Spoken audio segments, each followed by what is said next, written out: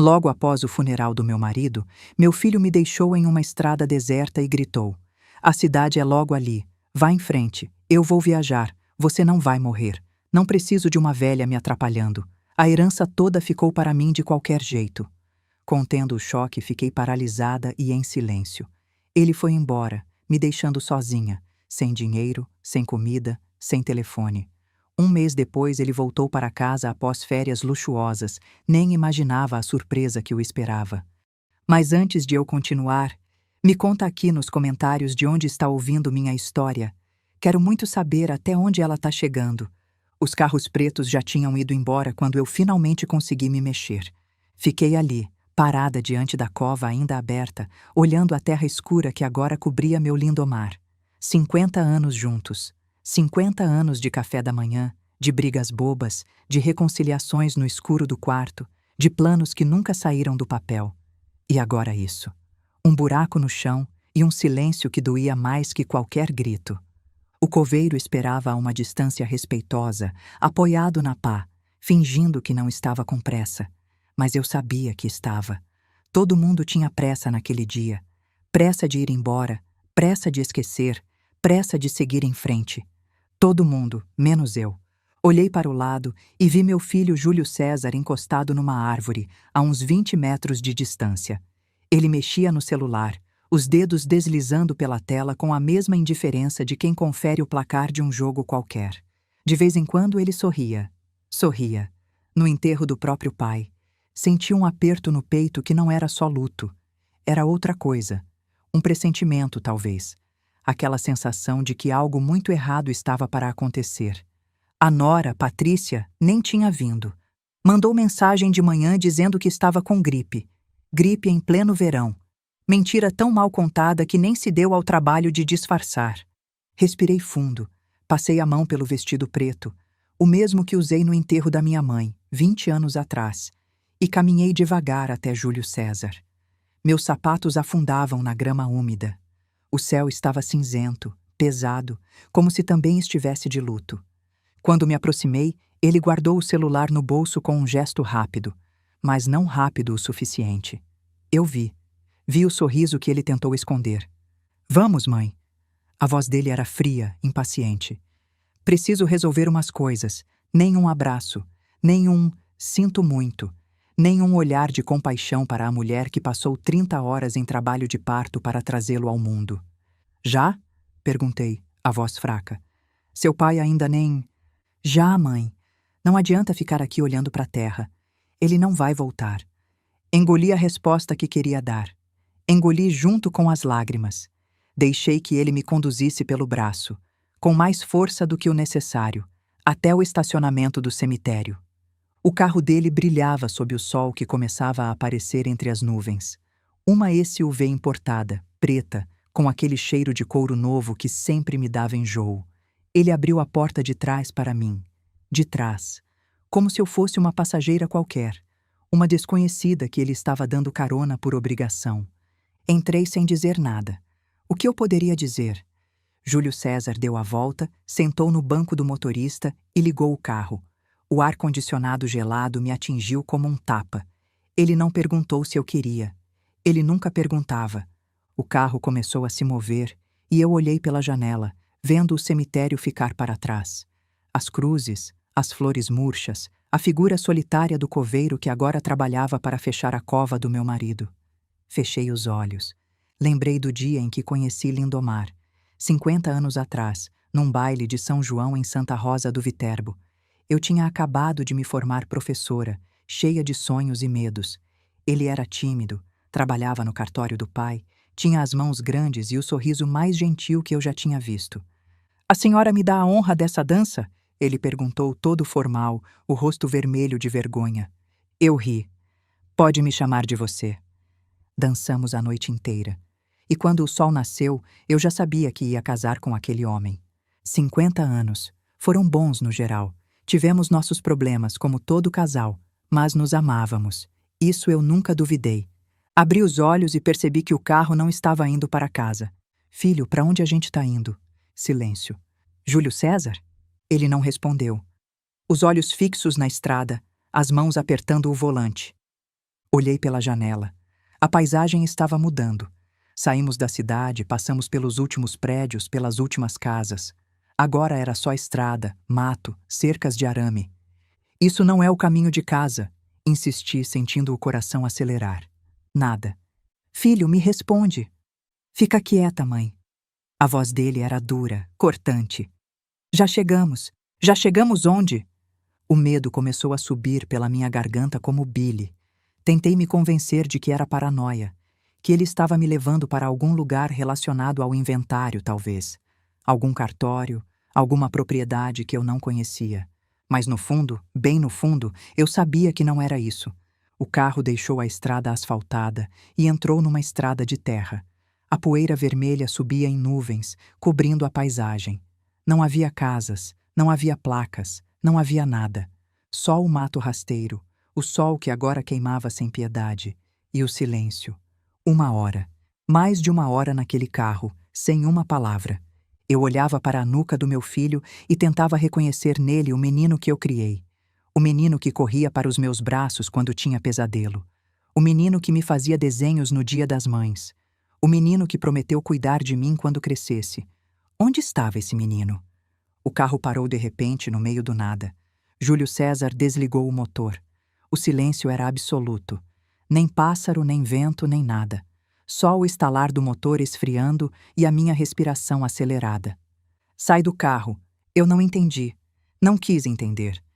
Como assim, filho? Sai do carro, mãe. Ele se virou para me olhar, e o que eu vi naqueles olhos me gelou o sangue. Não havia amor. Não havia remorso. Não havia nada. Agora. Mas, aqui, no meio de... Ele abriu a porta dele, deu a volta no carro e abriu a minha porta com violência. Me puxou pelo braço, os dedos apertando minha carne com força suficiente para deixar marcas.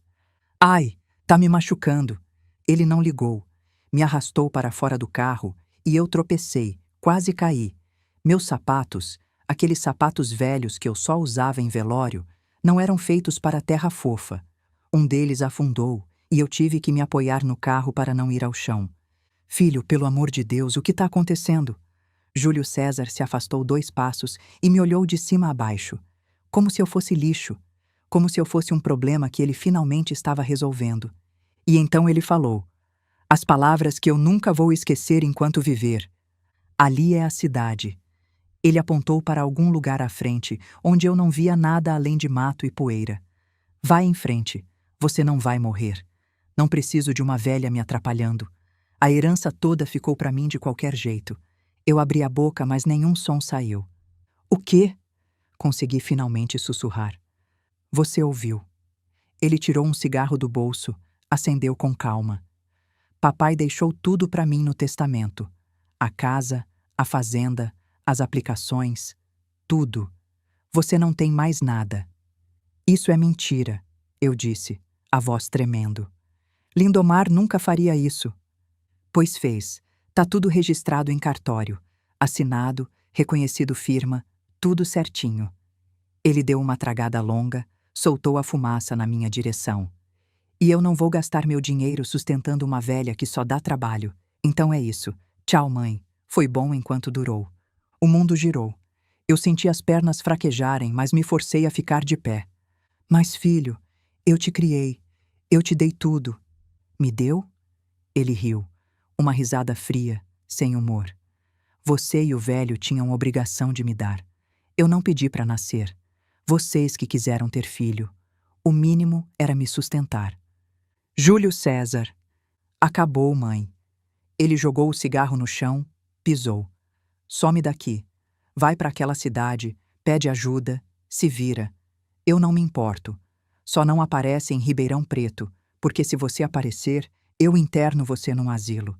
Tenho um laudo de um médico amigo dizendo que você tem demência. Tá tudo preparado. Ele virou as costas e caminhou de volta para o carro. Eu corri atrás dele. Com toda a força que eu tinha, corri. Bati no vidro, implorei, gritei. Filho, pelo amor de Deus, você não pode fazer isso. Eu sou sua mãe. O vidro desceu apenas alguns centímetros, o suficiente para eu ver o sorriso dele. Era. Agora é só uma velha no meio da estrada. O vidro subiu, o motor ligou, o carro arrancou, jogando poeira no meu rosto. Eu corri atrás. Corri como não corria há décadas, os pulmões queimando, os sapatos afundando na terra.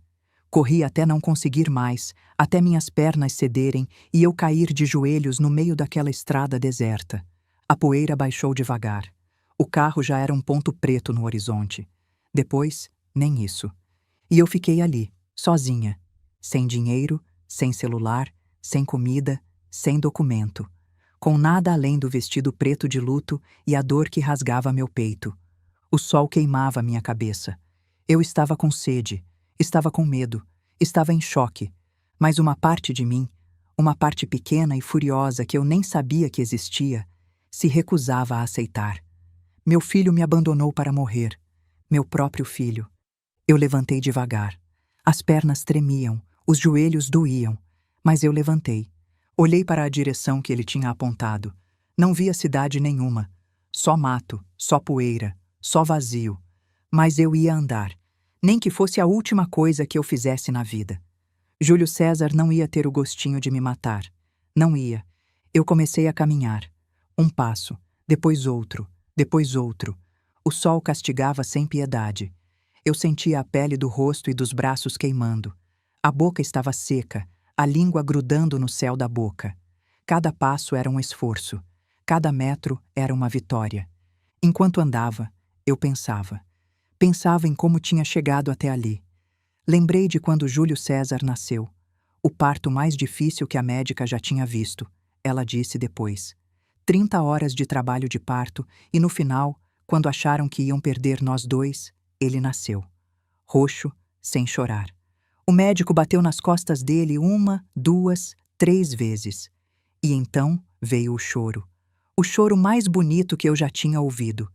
Lindomar estava do meu lado, segurando minha mão, chorando também. É um menino, Carmen. Nosso menino. Nós prometemos naquele dia que íamos dar tudo para ele. Tudo que a gente não teve. Escola boa, roupa boa, comida boa, amor, principalmente. Muito amor. Demos. Demos tudo. Demos até demais, talvez. Enquanto caminhava, uma lembrança veio à minha mente. Júlio César tinha 10 anos. Eu tinha encontrado ele no quintal, segurando um passarinho. Um bem-te-vi que tinha caído do ninho. Achei que ele estava cuidando do bichinho. Mas quando cheguei perto, vi que ele estava apertando. Apertando devagar, com um sorriso estranho no rosto. "O que você está fazendo?" Eu perguntei horrorizada. Ele largou o passarinho, que saiu voando, atordoado, mas vivo, e me olhou com aqueles olhos frios. Queria ver quanto tempo ele aguentava. Eu contei para o Lindomar naquela noite. Ele ficou preocupado, falou em levar o menino num psicólogo.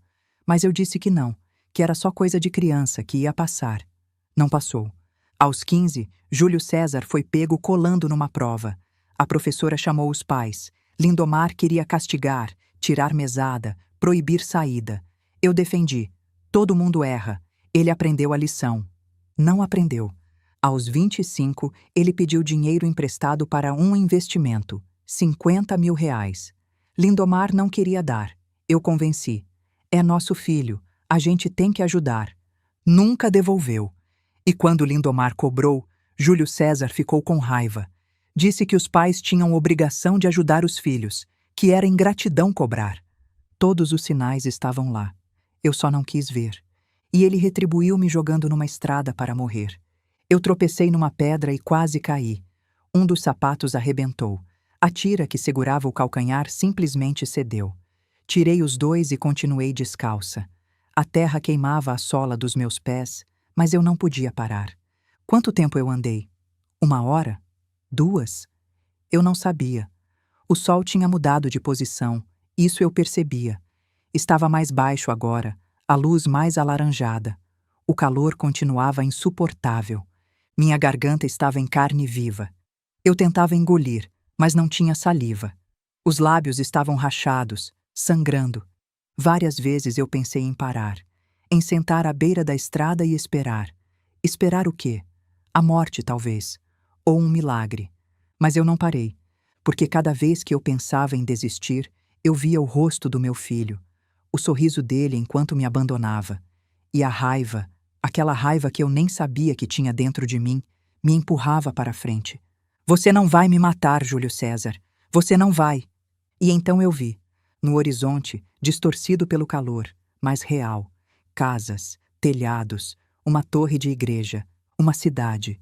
Eu forcei as pernas a andarem mais rápido. Os pés sangravam agora, cortados por pedras e gravetos. Eu não ligava. A cidade estava ali. A salvação estava ali. Demorou mais. Eu não sei quanto. O tempo tinha perdido o sentido. Mas eu cheguei. Uma placa de madeira meio apodrecida anunciava: Vila Esperança, POP 847 habitantes. Esperança. O nome nunca fez tanto sentido. Entrei na cidade, se é que aquilo podia ser chamado de cidade. Era mais uma vila mesmo, um punhado de casas espalhadas ao longo de uma rua de terra. A maioria parecia abandonada. Janelas fechadas, quintais tomados pelo mato, telhados caindo. Eu caminhei pela rua principal, procurando alguém. Qualquer um. Socorro! Minha voz saiu rouca, quase um sussurro. Alguém pode me ajudar? Nada. Silêncio. Bati na primeira porta que encontrei. Ninguém atendeu. Na segunda, mesma coisa. Terceira, quarta, quinta, nada. O desespero começou a apertar meu peito de novo. Eu tinha chegado até ali, tinha sobrevivido à caminhada e agora ia morrer numa cidade fantasma? Então eu vi uma casa diferente das outras. Era pequena, simples, mas bem cuidada. O jardim tinha flores, margaridas, girassóis, algumas que eu não conhecia. As janelas tinham cortinas brancas, limpas, e da chaminé, eu mal podia acreditar, saía uma fumacinha. Alguém estava ali. Alguém estava cozinhando. Eu juntei as últimas forças que me restavam e fui até lá. A calçada era de pedra irregular, e meus pés descalços protestaram a cada passo. Não importava. Eu empurrei o portãozinho de madeira. Ele rangeu, anunciando minha chegada, e atravessei o pequeno jardim. Cheguei à porta. Levantei a mão. Bati. Uma vez. Duas. Três. Passos lá dentro. Meu coração disparou. A porta se abriu. Uma mulher me olhava. Uns 60 e poucos anos, cabelos grisalhos presos num coque frouxo, avental florido sobre um vestido simples. O rosto dela era bondoso, mas marcado por uma tristeza antiga que eu reconheci imediatamente, porque eu via a mesma coisa no espelho. Ela olhou para mim de cima a baixo, os pés sangrando, o vestido sujo de poeira, o rosto queimado de sol, e os olhos. Meus olhos deviam estar dizendo tudo. Meu Deus do céu, ela sussurrou. O que aconteceu com a senhora?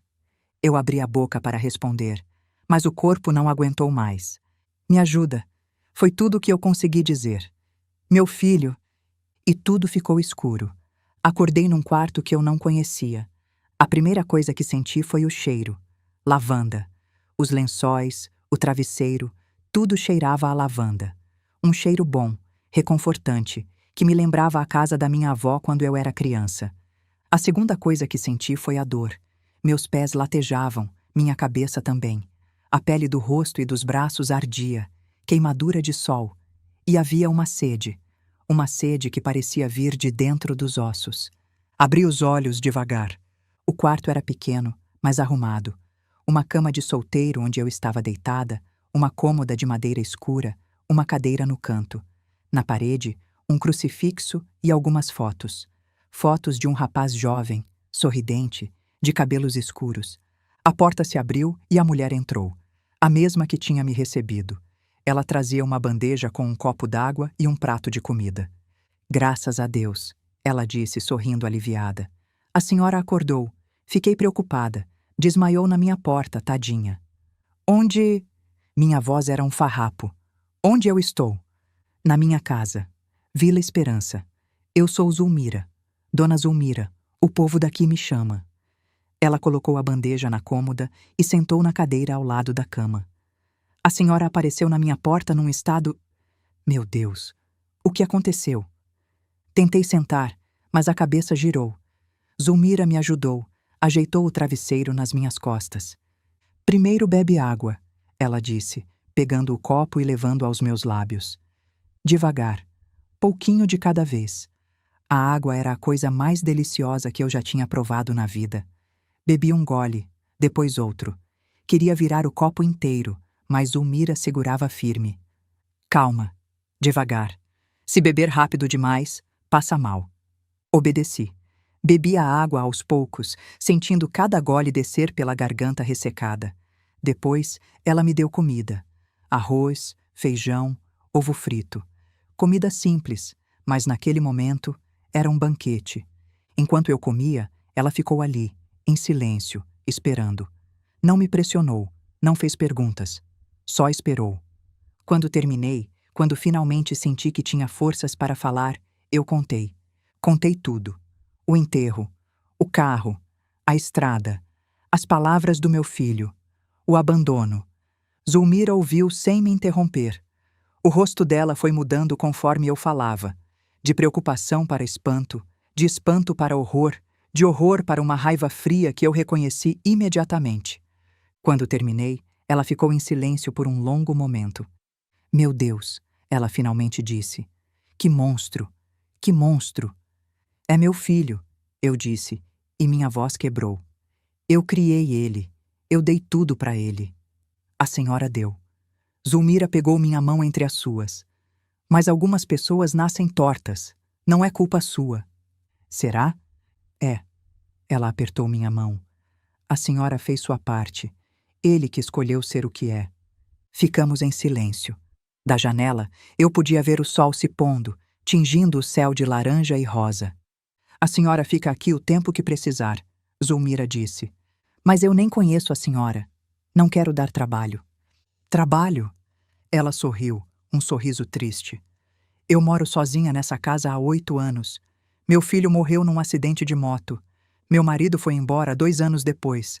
Trabalho é não ter ninguém para conversar. Eu olhei para ela, para as linhas de dor no rosto dela, para os olhos que conheciam sofrimento. Sinto muito, eu disse, pelo seu filho. Eu também sinto, todo dia. Ela suspirou. Mas a vida continua, né? Tem que continuar. Ficamos em silêncio de novo. Um silêncio diferente agora. Um silêncio de 2 mulheres que tinham perdido muito e encontrado uma na outra. Obrigada, eu disse, por me salvar. Não me agradeça ainda, Zulmira respondeu. A gente ainda tem muito o que resolver. Mas por hoje, descansa. Amanhã a gente vê o que fazer. Ela se levantou, foi até a porta. Dona Zulmira? Ela se virou. Aquele rapaz nas fotos. Eu apontei para a parede. É seu filho? Ela olhou para as fotos por um momento. O rosto suavizou. É, Gabriel. Ele tinha 25 anos quando morreu. Ela passou a mão pelo quadro mais próximo. Era tudo que eu tinha. Ele era bonito. Era. E era bom. Ela se virou para mim. Às vezes os bons vão embora cedo demais. E os ruins ficam. Ela apagou a luz e fechou a porta. Eu fiquei ali, no escuro, pensando nas palavras dela. Os ruins ficam, Júlio César ficou. E eu estava viva. E de algum jeito eu ia fazer ele pagar pelo que fez. Não sabia como ainda, mas ia. Na manhã seguinte, depois de uma noite de sono interrompido por pesadelos, eu lembrei do bilhete. Estava me trocando. Zulmira tinha me emprestado um vestido simples, de algodão, porque o meu estava imundo, quando senti algo no bolso do vestido preto. Um papel dobrado. Puxei com mãos tremendo. Reconheci a letra de Lindomar imediatamente. Estava meio tremida. Ele já devia estar fraco quando escreveu. Mas era dele. Meu coração disparou. Desdobrei o papel e li. Minha Carmen, se você está lendo isso, é porque eu parti e as coisas não correram bem.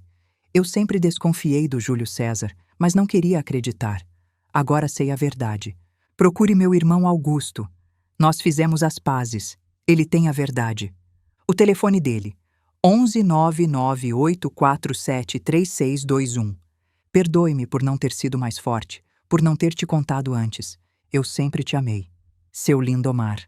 PS. Não confie em nada que o Júlio César disser sobre testamento. Eu li o bilhete 3 vezes. 4, 5. Augusto, o irmão de Lindomar. Eles tinham brigado há 15 anos, logo depois do Natal. Uma briga feia, daquelas que separam família para sempre. Nunca entendi direito o motivo. Lindomar não gostava de falar sobre isso. Só dizia que Augusto tinha passado dos limites. Desde então, silêncio absoluto. 15 anos sem se falar, sem se ver. Eu tentei intermediar algumas vezes no começo, mas Lindomar era teimoso demais. E agora, esse bilhete, dizendo que eles tinham feito as pazes, que Augusto tinha a verdade. Que verdade? Saí do quarto e encontrei Zulmira na cozinha, preparando café. Bom dia, ela disse, sorrindo. Dormiu bem? Mais ou menos. Mostrei o bilhete para ela. Achei isso no bolso do meu vestido. Meu marido deixou. Zulmira leu, o rosto ficando cada vez mais sério. Então seu marido sabia, ela disse baixinho. Sabia que o filho ia aprontar alguma. Parece que sim. E esse Augusto é quem? Irmão dele. Estavam brigados há 15 anos, mas pelo bilhete parecem que se reconciliaram. Zulmira devolveu o papel. A senhora precisa ligar para esse número. Eu sei. Hesitei. A senhora tem telefone? Ela foi até um armário e tirou um celular velho, daqueles de tecla. Serve? Serve. Peguei o celular com mãos trêmulas. Disquei o número do bilhete. Chamou. Uma vez. 2. 3. Caixa postal. Você ligou para Augusto Moreira. Deixe seu recado após o sinal. Engoli a frustração e falei depois do bip. Augusto, aqui é Carmen, esposa do Lindomar. Seu irmão morreu. Eu preciso de ajuda urgente. Por favor, me liga. É questão de vida. Deixei o número de Zulmira e desliguei. Não atendeu, eu disse desnecessariamente. Ele vai retornar. Zulmira disse com uma confiança que eu gostaria de sentir. Enquanto isso, vem tomar café. A senhora precisa se alimentar. Os dias seguintes foram estranhos. Eu estava presa num limbo, esperando uma ligação que não vinha, num lugar que eu não conhecia, tentando processar uma traição que ainda não parecia real. Zulmira não me deixou ficar parada, ruminando. Me colocou para ajudar na casa, varrer, lavar louça, cuidar da horta. No começo eu achei que era pena, que ela estava me dando tarefas para eu não me sentir um peso. Depois entendi que era sabedoria. Mãos ocupadas deixam a mente mais leve. Conheci a vila aos poucos. Não havia muito para conhecer. Uma vendinha do seu Joaquim que vendia de tudo um pouco. Uma igreja pequena que só abria aos domingos. Um posto de saúde que funcionava quando o médico aparecia, o que era raro. Os moradores eram quase todos idosos. Gente que nasceu ali, viveu ali e ia morrer ali. A juventude tinha ido embora fazia tempo, atraída pelas cidades grandes. Sobraram os velhos, as casas vazias e a saudade. Vila Esperança, eu pensei mais de uma vez. Esperança de quê? No final da terceira semana, eu estava sentada na varanda com Zulmira, descascando milho para fazer pamonha, quando ela começou a falar do filho. Gabriel queria ser veterinário, ela disse, os olhos fixos no milho. Amava bicho, cachorro, gato, passarinho, tudo.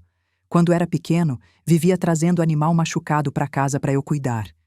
Ele conseguiu? Ser veterinário? Quase. A voz dela falhou.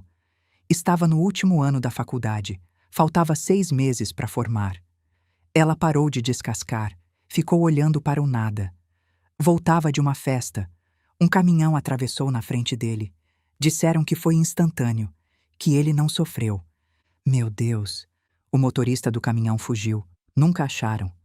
Ela voltou a descascar, mas os movimentos eram automáticos agora. Eu passei anos com raiva. Queria encontrar esse homem, queria... Não sei o que eu queria.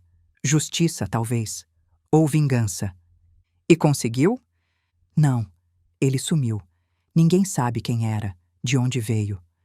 Ela suspirou. Às vezes a justiça não vem, Dona Carmen. Às vezes os maus escapam. Eu pensei no meu filho, no sorriso dele enquanto me abandonava. Nem sempre, eu disse.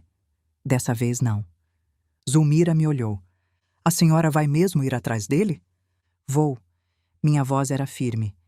Ele não vai ficar impune. Mesmo sendo seu filho, ele deixou de ser meu filho, eu disse, e pela primeira vez eu acreditei nas minhas próprias palavras, quando me deixou para morrer naquela estrada. Naquela mesma noite, o celular de Zulmira tocou. Eu estava quase dormindo quando ouvi. Pulei da cama e corri para a sala, onde Zulmira já atendia. É para a senhora, ela disse, me passando o aparelho. Alô? Carmen? Uma voz masculina, grave, que eu conhecia, mas não ouvia há 15 anos. É o Augusto. Recebi sua mensagem. O que aconteceu? Contei tudo, de novo, cada detalhe. O silêncio do outro lado era pesado. Eu podia sentir a raiva de Augusto atravessando a linha telefônica. Esse canalha, ele finalmente disse quando eu terminei. Eu avisei o Lindomar. Disse que esse moleque era uma cobra criada, mas ele não queria acreditar. Você sabia? Não tudo, mas desconfiava. Ele respirou fundo. Lindomar me ligou há 4 meses, Carmen. Estava desesperado. Descobriu que Júlio César e aquela mulher dele estavam roubando ele há anos. Roubando? Isso. O Júlio César tinha procuração para ajudar na administração das contas e usou para desviar dinheiro. Muito dinheiro. Mais de 800 mil reais em 5 anos. Eu precisei sentar. As pernas não me sustentavam mais. 800 mil... Falsificavam assinaturas, faziam transferências, venderam até umas terras sem o Lindomar saber. Só descobriu por acaso quando foi ao banco e o gerente mencionou um resgate grande que ele não tinha feito. Meu Deus! Mas escuta, Carmen, escuta bem. A voz de Augusto ficou mais intensa. O Lindomar fez um novo testamento, comigo como testemunha. Tudo fica para você. A casa, a fazenda, as aplicações, tudo. Mas o Júlio César disse, mentira. Augusto quase gritou. Esse testamento que ele apresentou é falso, forjado. O verdadeiro está guardado com um notário de confiança em Santa Rosa do Viterbo, Tarcísio Brandão, amigo do nosso pai. O Lindomar foi até lá pessoalmente porque não confiava nos notários de Ribeirão Preto. Eu estava chorando agora. Lágrimas de alívio, de raiva, de tudo junto. Então eu não perdi nada? Nada. Aquele marginal do seu filho é que vai perder tudo, inclusive a liberdade, se depender de mim. Augusto, minha voz falhou. Obrigada. Não me agradeça ainda. Amanhã de manhã eu saio de São Paulo. Vou buscar você e a gente vai até Santa Rosa pegar o testamento verdadeiro. Depois... Ele fez uma pausa. Depois a gente vai destruir a vida desse moleque, juridicamente. Desliguei o telefone e fiquei olhando para Zulmira. E aí? Ela perguntou. Meu marido me protegeu, eu disse, as lágrimas escorrendo. Mesmo depois de morto, ele me protegeu. Zulmira sorriu e me abraçou. Eu te disse, ela sussurrou. A justiça às vezes demora, mas vem. Augusto chegou no dia seguinte, no final da tarde. Eu estava na varanda quando vi o carro, um sedã cinza, simples, bem diferente da SUV ostentosa do meu filho, parar em frente à casa de Zulmira. Um homem desceu, alto, magro, cabelos grisalhos, terno simples mas bem cortado. O rosto era sério, marcado pelo tempo, mas os olhos eram iguais aos de Lindomar. Aquele mesmo tom de castanho, aquela mesma gentileza escondida por baixo da seriedade. Carmen, ele veio até a varanda e me abraçou. Foi um abraço longo, apertado, de quem está reencontrando família depois de muito tempo. Eu senti as lágrimas voltarem. Parecia que era só o que eu fazia ultimamente, chorar. Mas dessa vez eram lágrimas boas. Obrigada, eu disse, a voz abafada no ombro dele. Obrigada por ter vindo. Não precisa agradecer. Ele se afastou, me olhou. Você é família. E família cuida de família. Eu só demorei 15 anos para lembrar disso. Apresentei Zulmira, e Augusto a cumprimentou com uma reverência quase formal. A senhora salvou a vida da minha cunhada, ele disse. Não tenho como agradecer. Não precisa agradecer, Zulmira respondeu, repetindo as palavras dele. Fiz o que qualquer pessoa decente faria. Infelizmente, pessoas decentes estão cada vez mais raras. Entramos na casa. Zulmira serviu café e bolo. Ela tinha passado a tarde assando, para receber direito à visita, como disse. Sentamos na sala pequena e Augusto começou a falar. Lindomar me ligou em março, ele disse, a xícara de café intocada nas mãos. Eu quase não acreditei quando vi o número dele no meu celular. 15 anos de silêncio. 15 anos. Por que vocês brigaram? Perguntei. Era uma pergunta que eu guardava há mais de uma década. Lindomar nunca me contou direito. Augusto suspirou. Por causa de herança. Ele fez uma pausa. Quando nosso pai morreu, deixou tudo pro Lindomar. A casa, o cartório, tudo. Eu não recebi nada. Mas, por quê? Tradição. Nosso pai era da velha guarda. Achava que o filho mais velho tinha que herdar tudo e o mais novo que se virasse. Augusto deu um sorriso amargo. Eu fiquei com raiva. Muita raiva. Disse coisas horríveis pro Lindomar. Que ele era egoísta, que devia ter dividido comigo, que eu nunca mais queria ver a cara dele. Você era jovem. Era. E era idiota. Ele finalmente bebeu um gole do café. Mas orgulho é uma coisa terrível, Carmen. Eu passei 15 anos sem falar com meu irmão porque não queria dar o braço a torcer. E então ele ligou. Ligou. Em março. Augusto colocou a xícara na mesa. Estava chorando. Meu irmão mais velho, o cara mais orgulhoso que eu conhecia, chorando no telefone. Disse que tinha descoberto a verdade sobre o Júlio César, que precisava de ajuda, que estava com medo. Medo? Do filho. Augusto me olhou. Lindomar disse que Júlio César era capaz de qualquer coisa para colocar as mãos na herança. Qualquer coisa, foram as palavras dele. Na hora eu achei exagero. Agora vejo que ele estava certo. Eu pensei no meu filho, no sorriso dele enquanto me abandonava. Ele planejou tudo, eu disse baixinho. Não foi impulso. Ele planejou. Com certeza. Augusto concordou. E a esposa dele ajudou. Aliás, tem mais coisa que você precisa saber sobre ela. O quê? Augusto hesitou. Lindomar contratou um detetive particular para investigar os dois. Queria ter certeza antes de agir. E? O detetive descobriu que a Patrícia tem um amante, um personal trainer, Renato. Se encontram toda quinta-feira num apart-hotel. Eu não sabia o que sentir. Raiva, satisfação, nojo. O Júlio César sabe? Não. Pelo menos não sabia quando o Lindomar morreu. Augusto se inclinou para a frente. Lindomar guardou tudo. Fotos, vídeos, extratos de transferências, conversas de celular. Está tudo num pendrive que ele deixou com o notário, junto com o testamento. Um dossiê. Exatamente. Para usar como arma se precisasse. Augusto deu um sorriso frio. Seu marido era mais esperto do que o filho achava. Ficamos em silêncio por um momento. Zulmira trazia mais café, silenciosa, discreta. E o que a gente faz agora? Perguntei. Amanhã a gente vai até Santa Rosa, Augusto disse. Pegamos o testamento e o pendrive com o Tarcísio. Depois, vamos à polícia. Polícia? Carmen. Ele me olhou nos olhos. O que seu filho fez é crime. Vários crimes, na verdade.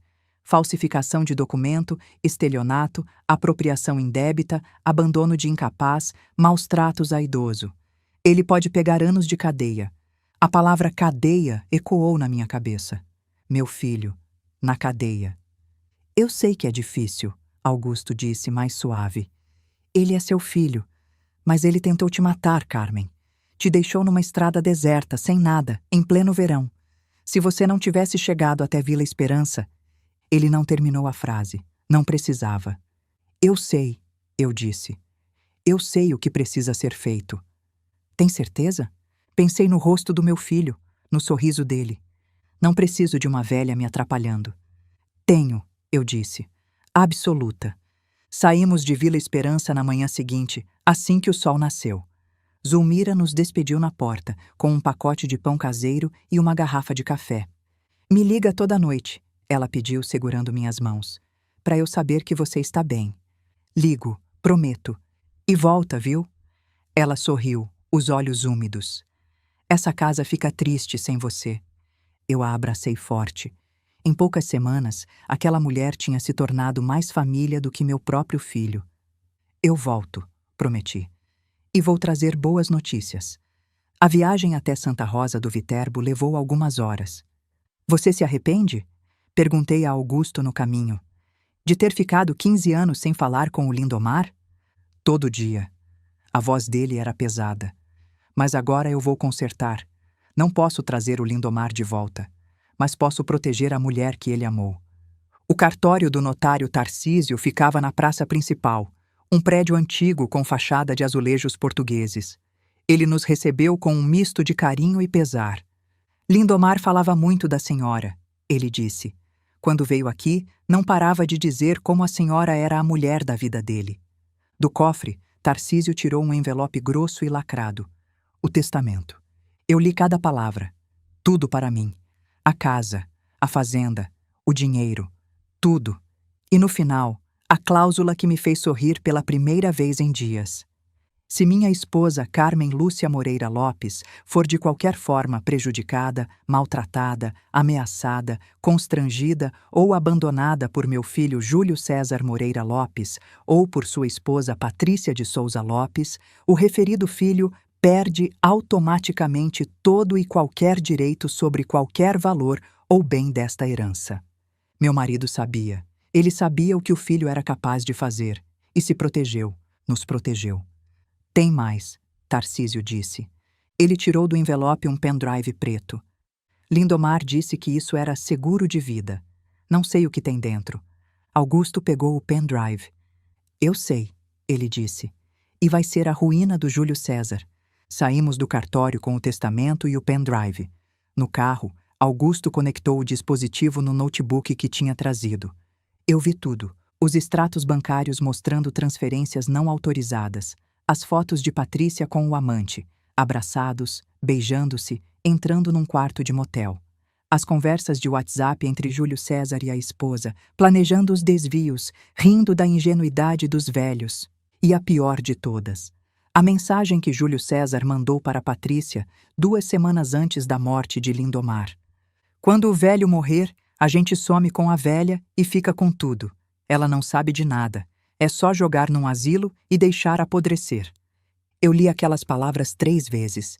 Deixar apodrecer. Era assim que meu filho pensava em mim. Carmen, Augusto disse baixinho. Você está bem? Eu fechei o notebook. Estou, eu disse.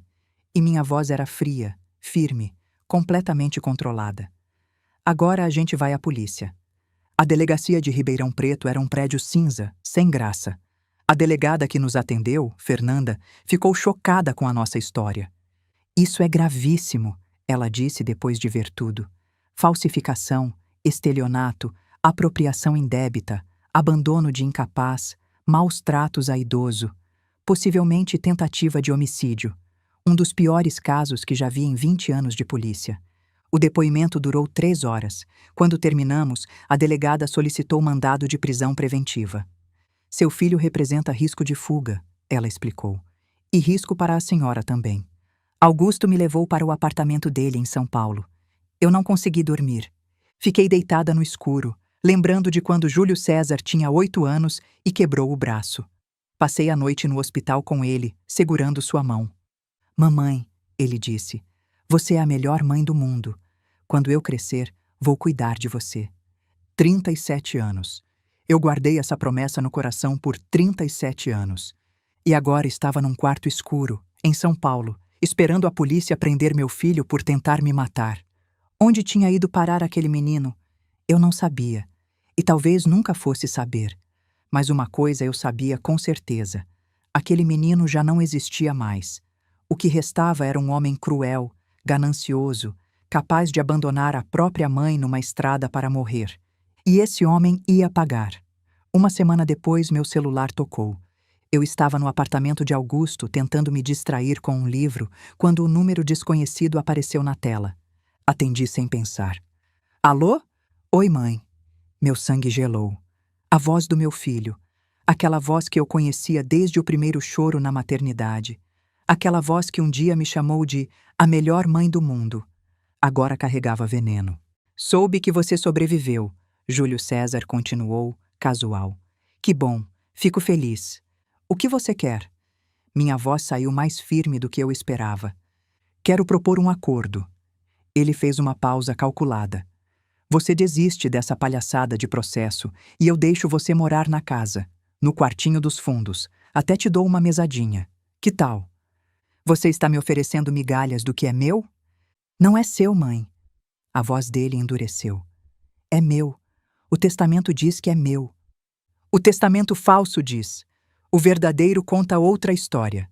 Silêncio do outro lado. Eu quase podia ouvir ele processando a informação. Calculando. Recalculando. Que testamento verdadeiro? Ele finalmente perguntou, e pela primeira vez havia uma nota de incerteza na voz dele. Aquele que seu pai fez em Santa Rosa do Viterbo, com seu tio Augusto de testemunha. Aquele que deixa tudo para mim. Mais silêncio. Quando ele falou de novo, a máscara tinha caído. A voz era puro veneno, pura raiva. Escuta aqui, sua velha.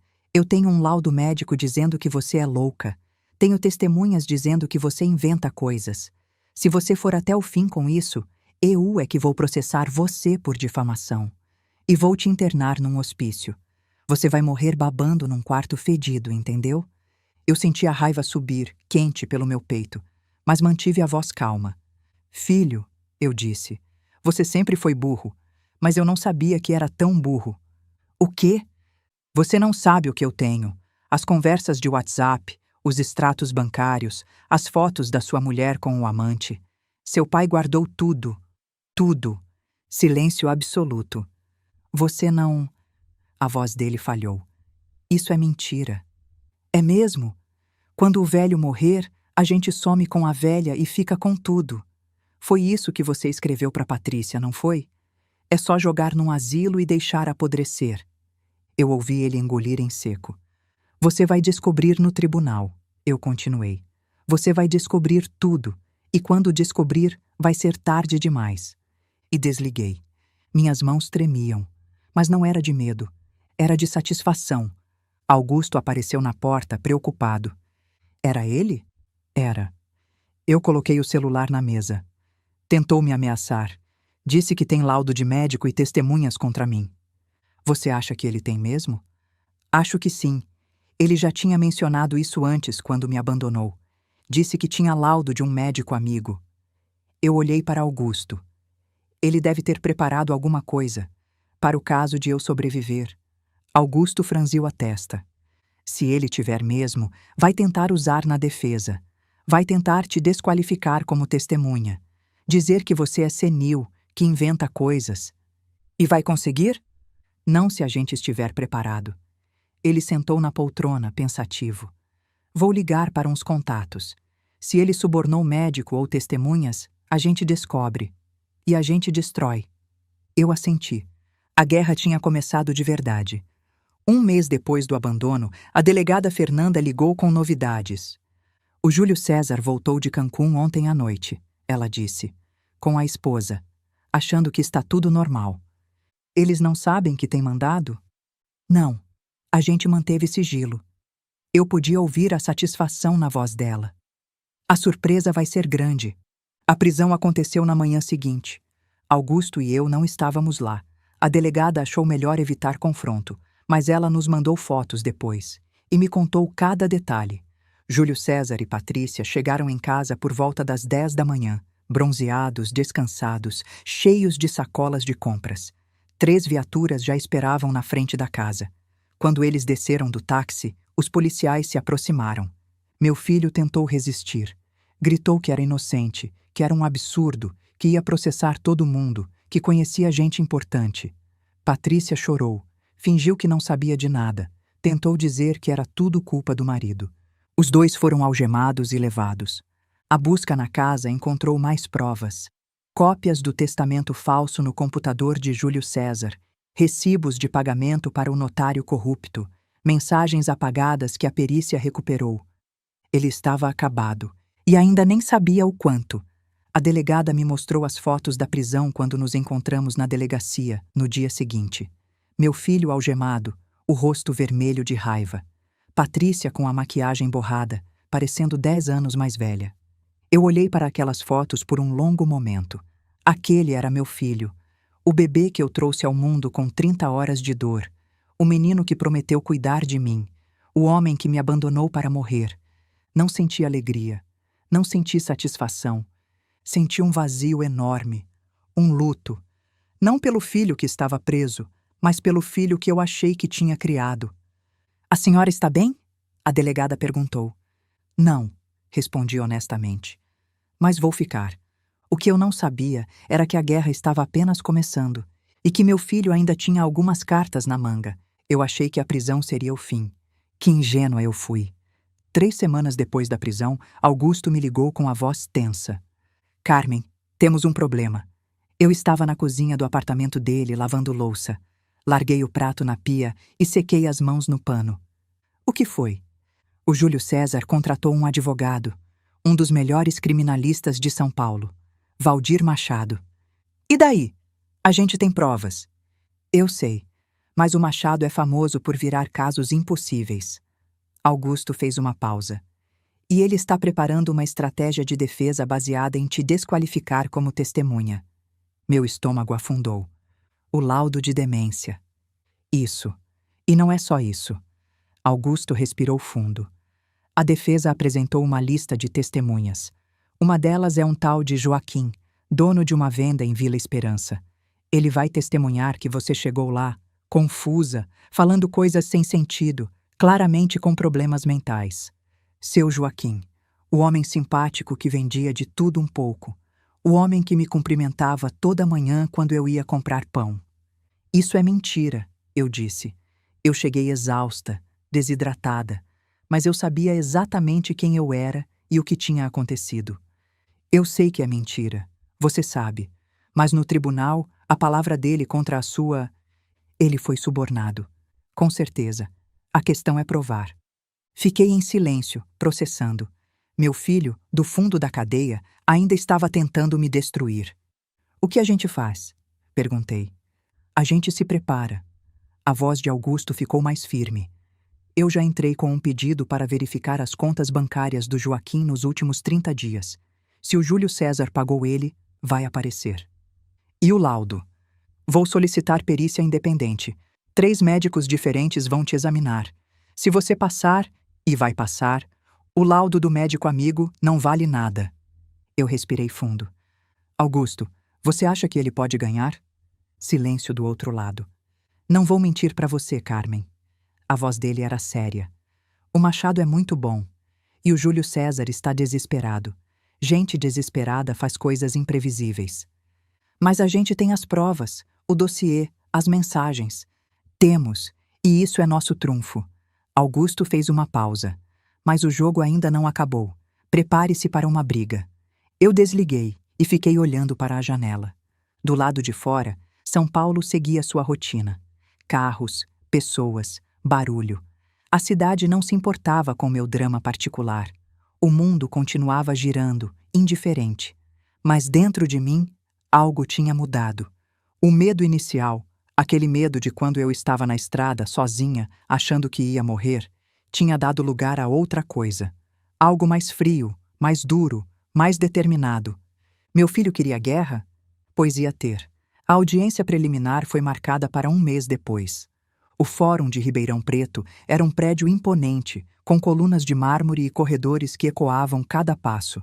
Eu entrei de mãos dadas com Augusto, vestida com o melhor vestido que Zulmira tinha me emprestado. Um cinza discreto, elegante, mas não ostensivo. Zulmira tinha vindo de Vila Esperança para me apoiar. Estava sentada na plateia, as mãos cruzadas no colo, o rosto tenso de preocupação. Do outro lado da sala, meu filho. Era a primeira vez que eu o via desde o abandono. Ele estava diferente, mais magro, mais pálido, com olheiras fundas.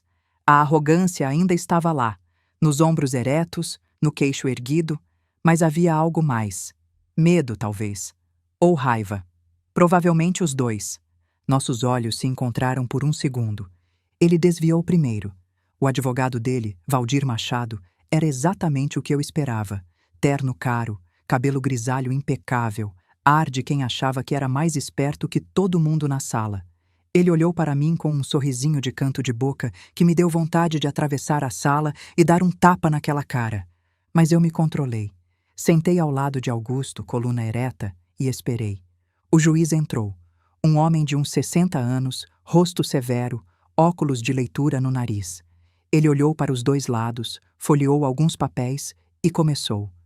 Estamos aqui para a audiência preliminar do caso do Estado contra Júlio César Moreira Lopes. Ele ajeitou os óculos. Defesa. Pode começar. Machado se levantou com um floreio teatral.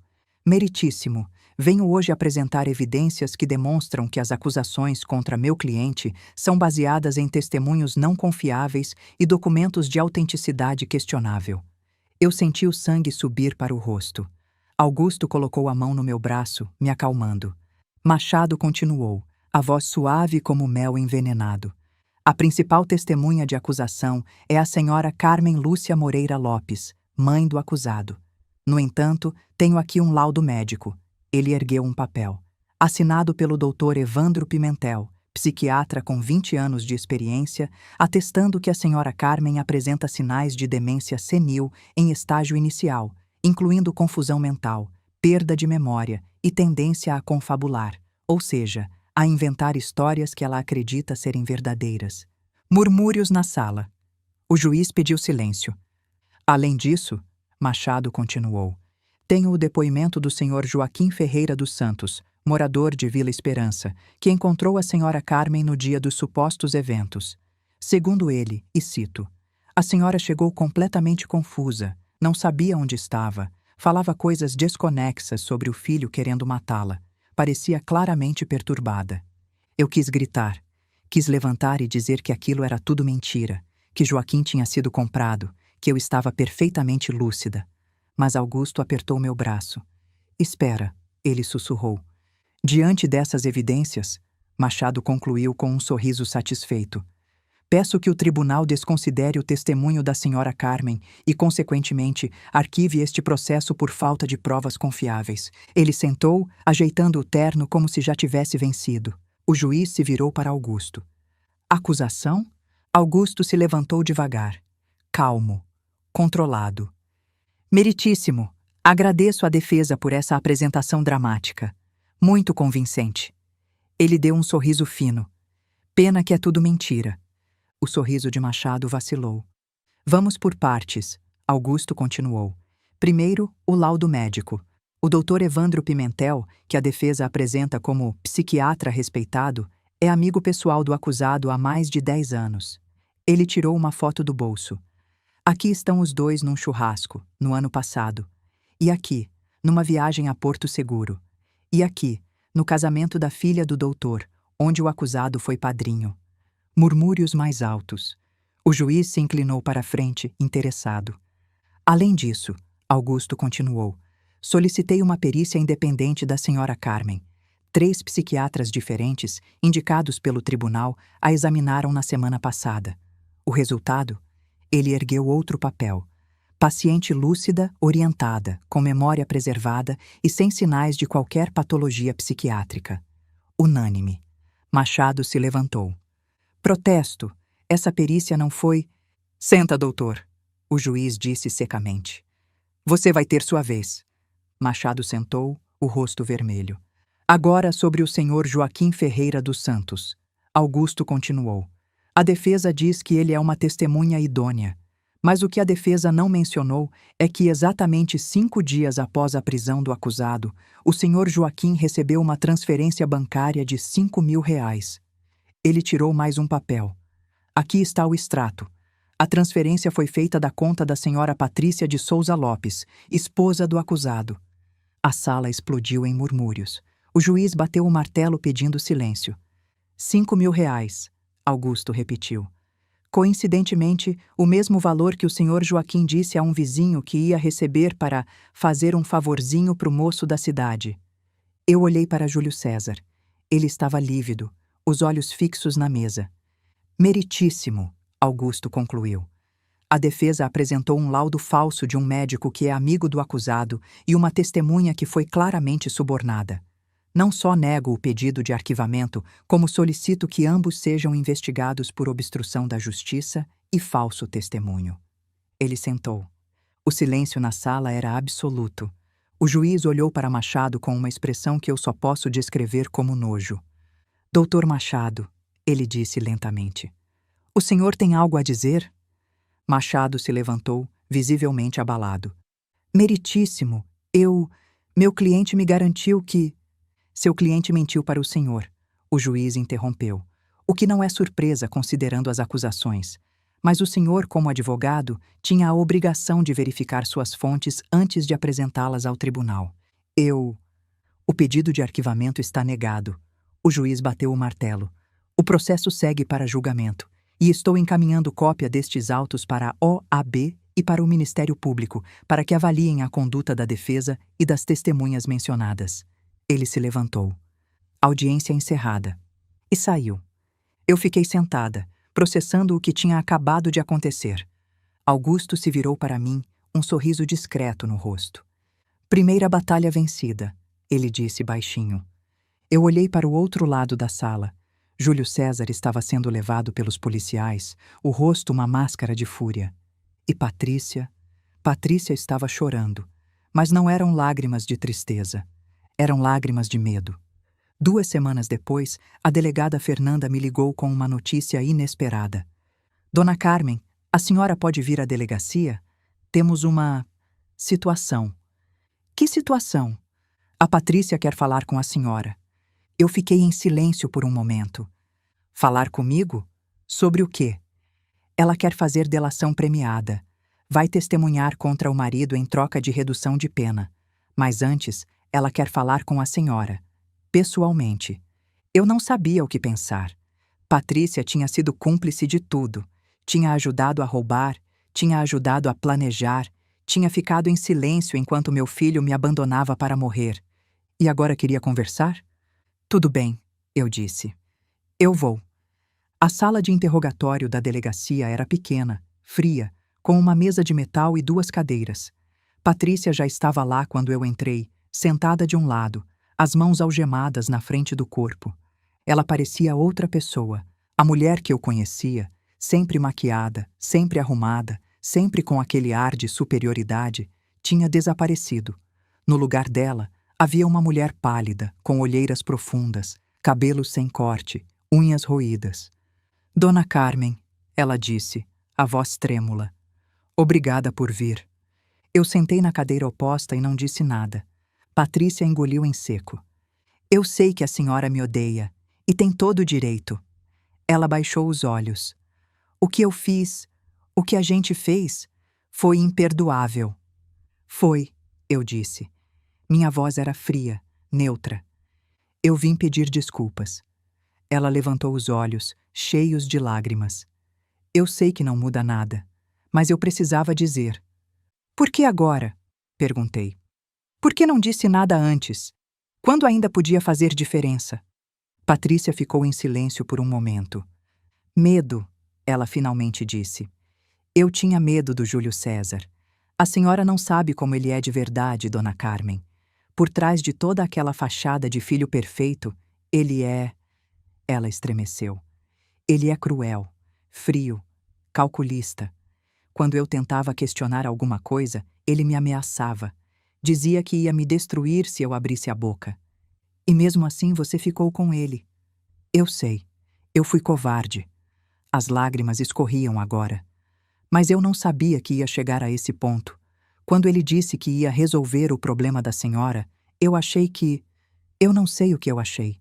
Eu não queria pensar. Eu olhei para ela por um longo momento. Parte de mim queria ter pena. Queria acreditar que ela era só uma vítima, manipulada por um homem cruel. Mas outra parte lembrava das mensagens, das risadas sobre os velhos, dos planos de deixar apodrecer. O que você quer de mim, Patrícia? Perguntei. Ela respirou fundo. Eu vou testemunhar contra ele, contar tudo. Os roubos, o testamento falso, o plano de abandonar a senhora. Tudo. Ela me olhou nos olhos. Mas antes, eu precisava que a senhora soubesse. Eu sou culpada. Eu sei que sou. E vou pagar pelo que fiz. Mas o Júlio César, ele é o verdadeiro monstro. Ele planejou tudo. Ele que teve a ideia. Ele que executou. E o amante? Perguntei de repente. Patrícia empalideceu. A senhora sabe? Sei. Meu marido sabia. Guardou fotos, vídeos. Está tudo no dossiê. Ela fechou os olhos. Renato, ela sussurrou. O nome dele é Renato. Eu sei. Eu ia largar o Júlio César por ele. Ela abriu os olhos e havia algo diferente agora. Algo mais duro. Mas então o Júlio descobriu. Não pelas fotos do seu Lindomar. Ele descobriu sozinho, há 2 semanas. E o que aconteceu? Ele me ligou da cadeia. A voz dela era amarga. Disse que eu era uma vagabunda ingrata, que ele ia me destruir, que quando saísse ia matar o Renato e me fazer assistir. Ela fez uma pausa e um sorriso estranho apareceu no rosto dela. Mas sabe o que é mais engraçado, dona Carmen? Ele também me traía, com a secretária dele, uma menina de 23 anos chamada Bruna. Eu descobri 2 anos atrás, mas fiquei quieta, esperando a hora certa. A hora certa para quê? Para usar contra ele. O sorriso dela se alargou. Eu tenho fotos também. E conversas. E reservas de hotel que ele fazia no nome da empresa. Tudo documentado. Eu olhei para aquela mulher e vi algo que não tinha visto antes. Não era só medo ou arrependimento. Era cálculo. Patrícia era tão manipuladora quanto meu filho. Talvez mais. Eles mereciam um ao outro. Então vocês dois estavam se traindo mutuamente, eu disse, e roubando meu marido juntos, e planejando minha morte. Que casamento bonito. Patrícia teve a decência de baixar os olhos. A gente era 2 pessoas horríveis que se encontraram, ela admitiu. Mas agora eu quero sair dessa, e a única forma é derrubando ele primeiro. E é por isso que você está fazendo delação, eu disse. Não é arrependimento, é vingança, é salvar a própria pele. Patrícia não negou. Talvez seja os dois, ela disse, mas o resultado é o mesmo. Eu vou enterrar aquele homem, juridicamente. E ele vai saber que fui eu que entreguei. Ele vai passar 12 anos na cadeia sabendo que a mulher que ele achava que controlava foi quem destruiu ele. Eu me levantei. Então faça, eu disse. Testemunhe. Conte tudo. Mas não espere meu perdão, Patrícia. Não espere nada de mim. Fui até a porta. Dona Carmen? Me virei. Eu sinto muito, ela disse. De verdade, pelo que vale. Eu olhei para ela por um último momento. Não vale muito, eu disse, mas é melhor que nada. E saí. O julgamento foi marcado para 2 meses depois. Durante esse tempo, muita coisa aconteceu. Patrícia cumpriu sua promessa. Testemunhou contra Júlio César em 3 sessões diferentes, contando cada detalhe do esquema. Os roubos, as falsificações, o plano de me abandonar. Ela chorou, se contradisse algumas vezes, mas no geral foi devastadora. Seu Joaquim, o dono da venda, também foi reconvocado. Dessa vez, com medo de ser preso por falso testemunho, ele contou a verdade. Um homem tinha aparecido na vila, oferecendo R$ 5.000 para ele mentir. Disse que se ele não aceitasse, ia ter problemas. O médico que tinha feito o laudo falso perdeu a licença, está respondendo processo criminal, e o advogado Machado pediu para sair do caso por motivos pessoais. Na verdade, a OAB abriu investigação contra ele. Júlio César estava sozinho agora, com um advogado público sem experiência e sem mais cartas na manga. O dia do julgamento chegou num dia cinzento de outono. A sala do tribunal estava lotada, jornalistas, curiosos, estudantes de direito. O caso tinha ganhado repercussão. Filho abandona mãe idosa em estrada após funeral do pai. Era a manchete que circulava havia semanas. Eu entrei de mãos dadas com Augusto, Zulmira logo atrás. Sentei no banco da acusação, o coração batendo forte, mas a mente clara. Do outro lado, Júlio César. Ele estava ainda pior do que na audiência preliminar. Mais magro, mais abatido, com um olhar vazio que eu não reconhecia. Não parecia mais o homem arrogante que tinha me abandonado na estrada. Parecia derrotado. Mas eu não senti pena, não depois de tudo. O juiz entrou, o mesmo da audiência preliminar, o desembargador Eduardo Siqueira, e a sessão começou. Não vou descrever cada detalhe do julgamento. Foram 3 dias de testemunhos, provas, argumentos. A promotoria apresentou tudo, os extratos, as mensagens, as fotos. A defesa tentou argumentar que Júlio César tinha problemas psicológicos, que tinha sido influenciado pela esposa, que merecia uma segunda chance. Ninguém acreditou. Mas o momento que virou o julgamento definitivamente aconteceu no primeiro dia. O promotor pediu para reproduzir um áudio. Um áudio que meu marido tinha gravado sem que o filho soubesse, nos últimos meses de vida. A sala ficou em silêncio. O oficial de justiça conectou o pendrive no sistema de som do tribunal. Todos os olhos estavam no alto-falante. E então, a voz do meu filho ecoou pela sala. Quando o velho morrer, a gente some com a velha e fica com tudo. Ela não sabe de nada. É só jogar num asilo e deixar apodrecer. O silêncio que se seguiu era ensurdecedor. Eu olhei para Júlio César. Ele estava branco como papel, os olhos arregalados. Era a primeira vez que ele ouvia aquele áudio. A primeira vez que ele sabia que o pai tinha gravado. O promotor pediu para reproduzir de novo. Deixar apodrecer. A voz de Patrícia veio em seguida. E se ela resistir? E Júlio César? Não vai resistir. É uma velha de 70 anos. Jogo ela numa estrada no meio do nada, sem celular, sem dinheiro. Em 2 horas ela morre de insolação ou desidratação. E se não morrer, quem vai acreditar nela? Eu tenho laudo dizendo que ela é louca. Risadas. Os dois rindo, planejando minha morte como se fosse uma piada. A sala explodiu em murmúrios. Uma mulher na plateia chorou. Um estudante de direito saiu correndo, provavelmente para vomitar. O juiz bateu o martelo pedindo silêncio, mas sua expressão dizia tudo. Ele olhava para Júlio César com nojo puro. Patrícia, que estava no banco das testemunhas de acusação, abaixou a cabeça. Ela sabia que aquele áudio também a condenava, mesmo com a delação premiada. E Júlio César? Júlio César ficou olhando para o nada. A arrogância tinha desaparecido. O que restava era um homem que sabia que tinha perdido, que não havia escapatória. O advogado público tentou argumentar que o áudio tinha sido obtido ilegalmente, que não podia ser usado como prova. O juiz negou. O áudio foi gravado pelo próprio pai do acusado, em sua própria casa, como medida de proteção. É perfeitamente admissível. A partir daquele momento, o julgamento virou uma formalidade. Todo mundo na sala sabia qual seria o veredito. O momento mais importante veio no segundo dia, quando eu fui chamada para testemunhar. Eu subi ao banco das testemunhas com as pernas tremendo, mas a voz firme. O promotor me fez perguntas simples no começo. Meu nome, minha idade, minha relação com o acusado. Depois veio a pergunta que eu estava esperando. Senhora Carmen, pode nos contar, com suas próprias palavras, o que aconteceu no dia do enterro do seu marido? Eu respirei fundo e contei. Contei tudo. O cemitério, o carro, a estrada, as palavras dele. Descrevi cada detalhe, a poeira, o sol, a sede, o medo, a caminhada até Vila Esperança, os pés sangrando, a certeza de que ia morrer. A sala estava em silêncio absoluto. Ele disse, eu continuei, a voz firme, que não precisava de uma velha atrapalhando, que a herança era dele, e que se eu aparecesse em Ribeirão Preto, ele ia me internar num hospício. Fiz uma pausa.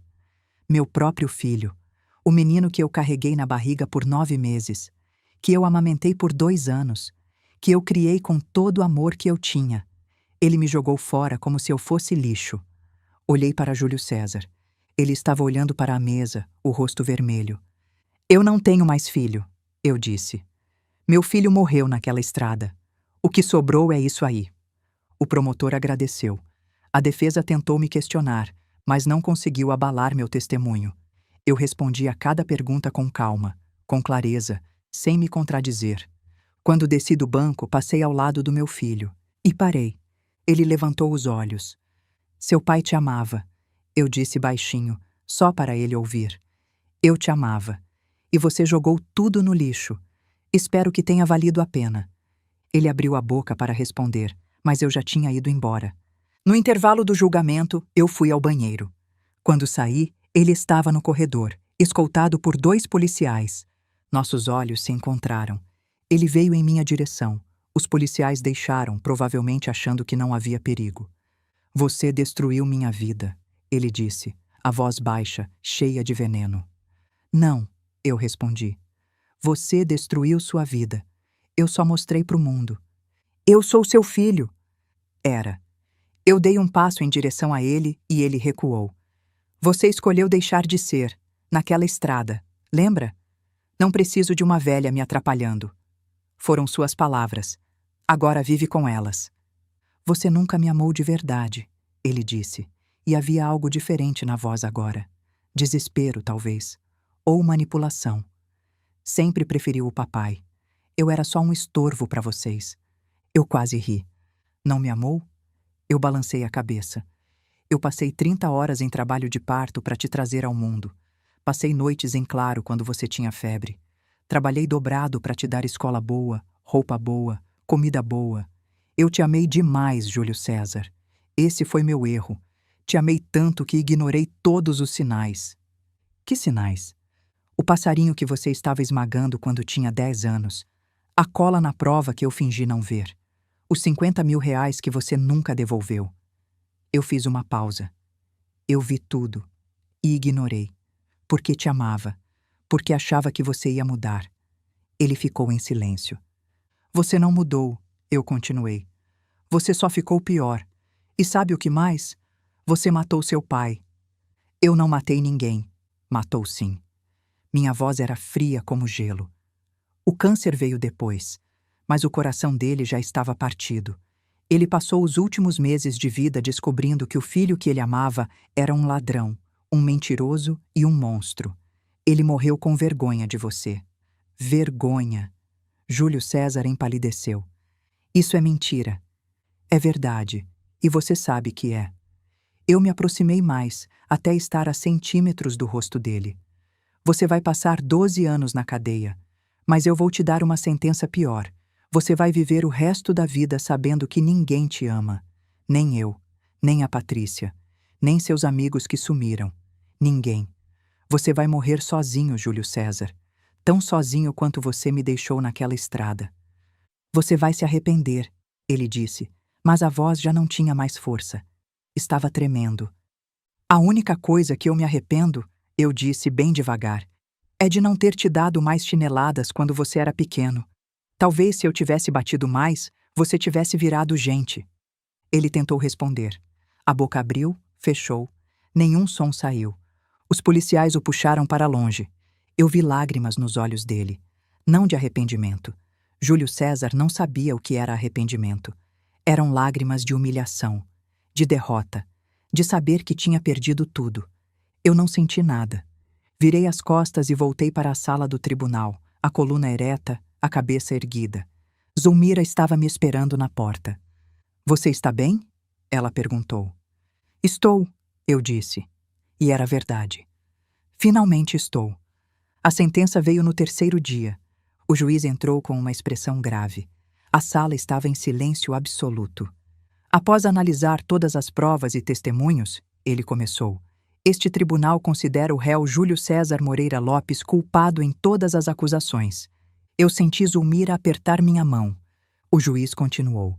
Pelos crimes de falsificação de documento público, estelionato qualificado, apropriação indébita, abandono de incapaz e maus tratos a idoso, este tribunal condena o réu a 12 anos de reclusão em regime fechado, sem direito à progressão de regime por 4 anos, conforme agravante do Estatuto do Idoso. 12 anos. Além disso, o juiz continuou.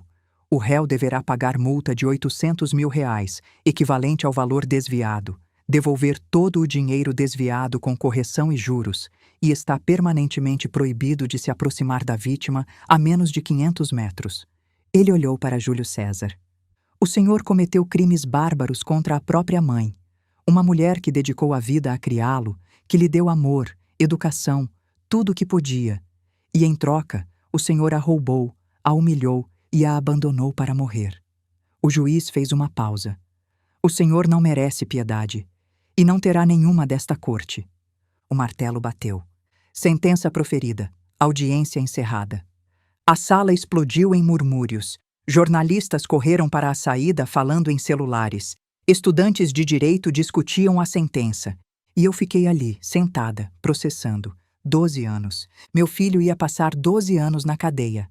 Olhei para ele sendo levado pelos policiais. Ele gritava que ia recorrer, que era inocente, que aquilo era uma injustiça. Ninguém estava ouvindo. Augusto colocou a mão no meu ombro. Acabou, Carmen. Você venceu. Eu olhei para ele. Não é uma vitória, eu disse baixinho. É só justiça. Ele assentiu. Às vezes é a mesma coisa. Nos meses seguintes, eu soube de tudo o que aconteceu com meu filho. Augusto me mantinha informada, mesmo quando eu dizia que não queria saber. Ele achava que eu precisava. Talvez estivesse certo. Júlio César foi transferido para a penitenciária de Tremembé, no interior de São Paulo. Uma prisão conhecida por ser dura, por não ter privilégios, por não perdoar ninguém. E lá, ele descobriu uma verdade que eu poderia ter dito a ele anos atrás. Presos não gostam de quem maltrata a própria mãe. A notícia do crime dele se espalhou rápido. O caso tinha saído em todos os jornais. Quando Júlio César chegou ao pavilhão, já tinha apelido: Mãezinha. Os outros detentos gritavam quando ele passava: "E aí, mãezinha, vai abandonar a gente também?" Augusto soube por um contato que tinha dentro do sistema que na primeira semana 3 presos encurralaram Júlio César no pátio. "A gente viu o que você fez na TV", disse o líder, um homem condenado por tráfico. "Minha mãe me visita todo mês. Ela atravessa o estado inteiro para me ver. E você jogou a sua numa estrada para morrer?" Bateram nele até os guardas aparecerem. Quebrou 2 costelas e o nariz. Depois disso, Júlio César pediu transferência para a ala de proteção, onde ficam os delatores, os ex-policiais, os que correm risco de vida. Foi negado. "O senhor não se enquadra nos critérios", disseram. Ele apelou. Foi negado de novo. Então ele tentou outra estratégia. Ficou isolado. Não ia ao pátio, não ia ao refeitório, comia na cela. Mas a solidão tem seu preço. Augusto me disse que ele perdeu 15 quilos nos primeiros 6 meses, que tinha olheiras profundas, que não dormia, que tinha desenvolvido tiques nervosos. E tinha mais. Patrícia, a mulher que ele tanto amava, ou achava que amava, não o visitou nenhuma vez. Nenhuma. Quando ele ligou do telefone público da cadeia, ela não atendeu. Quando mandou carta, ela devolveu sem abrir. E soube-se que 2 semanas depois do julgamento, ela já estava morando com Renato, o personal trainer, o amante que Júlio César só descobriu quando era tarde demais. Ela disse que nunca amou ele de verdade, Augusto me contou. Disse para uma amiga em comum que estava com ele pelo dinheiro, só pelo dinheiro, e que quando o dinheiro acabou, os amigos também sumiram. Aqueles que iam nos churrascos, que jogavam pôquer, que viajavam para Porto Seguro, nenhum apareceu, nenhum escreveu, nenhum depositou 1 centavo na conta dele para a cantina da cadeia. Júlio César estava completamente sozinho, sem esposa, sem amigos, sem dinheiro, sem nada, só com os fantasmas do que tinha feito. Parte de mim, uma parte pequena, que ainda lembrava do menino que ele tinha sido, sentiu um aperto no peito ao ouvir isso. Mas a parte maior, a parte que lembrava da estrada, do sol, da sede, do medo, essa parte não sentiu nada. Ele tinha escolhido esse caminho. Agora tinha que andar até o fim. Patrícia cumpriu 2 anos de prisão domiciliar, como acordado na delação. Quando terminou, casou com Renato. Ouvi dizer que estão felizes, mas não sei se é verdade. E não me importo. O notário corrupto, Cláudio Ferreira, pegou 6 anos de cadeia e perdeu a licença. O cartório dele foi fechado. Soube que a família dele se mudou de cidade, de tanta vergonha. E seu Joaquim, o da venda, bem, ele não foi preso. Mas a verdade sobre o suborno se espalhou por Vila Esperança. Ninguém mais comprava nada dele. 6 meses depois, ele fechou a venda e foi embora. Disseram que foi para Goiás, morar com uma irmã. Nunca mais voltou. A justiça às vezes vem de formas inesperadas. 6 meses depois do julgamento, eu recebi uma carta. O envelope era branco, comum. O remetente, penitenciária de Tremembé. Eu sabia quem tinha mandado antes mesmo de abrir. Fiquei olhando para aquele envelope por um longo tempo. Estava sentada na varanda da minha nova casa em Vila Esperança. Sim, eu tinha voltado, como prometido. E o sol da tarde pintava tudo de dourado. Zulmira estava ao meu lado, bordando um pano de prato. "Vai abrir?" ela perguntou. "Não sei", eu disse honestamente. "Quer que eu leia primeiro?" Pensei por um momento. Depois balancei a cabeça. "Não. Se eu for ler, tem que ser eu mesma." Abri o envelope com cuidado. Tirei a folha de papel. Reconheci a letra do meu filho. Sempre foi desleixada, difícil de entender. Li em silêncio. "Mãe, eu sei que você não quer me ouvir. Eu sei que eu errei. Eu destruí tudo. A Patrícia me abandonou. Meus amigos sumiram. Eu não tenho mais nada. Só você. Aqui é difícil. As pessoas me odeiam, me batem, me humilham. Toda noite eu acordo com medo. Toda manhã eu acordo desejando que o dia não comece. Eu sei que não mereço perdão, mas eu preciso que você saiba. Eu me arrependo. Todos os dias eu acordo e lembro do que fiz. E choro. De verdade. Por favor, mãe, me visita. Só uma vez. Eu preciso te ver. Eu preciso te pedir perdão pessoalmente. Você é tudo que me resta. Seu filho, Júlio César. Eu li a carta 3 vezes. Depois peguei uma caneta e escrevi no verso: Júlio César, você não chorou quando me deixou naquela estrada. Você não chorou quando falsificou o testamento do seu pai. Você não chorou quando tentou me internar num hospício. Você não chorou quando planejou me deixar apodrecer. Você só está chorando agora porque perdeu, porque está sozinho, porque ninguém quer saber de você. Isso não é arrependimento. É autopreservação. É o mesmo egoísmo de sempre, só que com roupa diferente. Eu te dei a vida, te dei amor, te dei tudo, e você jogou fora. Agora vive com as consequências. Não me escreva mais, eu não vou responder. Carmen. PS. Eu não assinei sua mãe, porque você não tem mais uma. Coloquei a carta no envelope. Fechei. Escrevi o endereço de volta. Vai mandar? Zulmira perguntou. Vou. Você não quer pensar mais um pouco? Eu olhei para ela. Zulmira, eu pensei a vida inteira.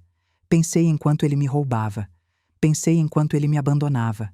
Pensei enquanto ele tentava me destruir no tribunal. Eu suspirei. Chega de pensar. Agora é hora de agir. Ela assentiu, em silêncio. Na manhã seguinte, eu coloquei a carta no correio. Nunca recebi resposta. 1 ano depois do julgamento, Vila Esperança era outra cidade. Com parte do dinheiro recuperado, eu transformei o lugar que tinha me salvado. Posto de saúde novo, ruas asfaltadas, escolinha reaberta, sino da igreja funcionando. Famílias novas chegavam a cada mês. Eu comprei uma casinha ao lado de Zulmira. Pequena, simples, mas minha. 1 ano e meio depois, eu fiz 72 anos. A cidade inteira me fez uma festa surpresa na praça. Tinha faixa, bolo, discurso do prefeito, crianças cantando. Eu chorei, de alegria dessa vez. Zulmira chorou também. Augusto tinha vindo de São Paulo só para isso.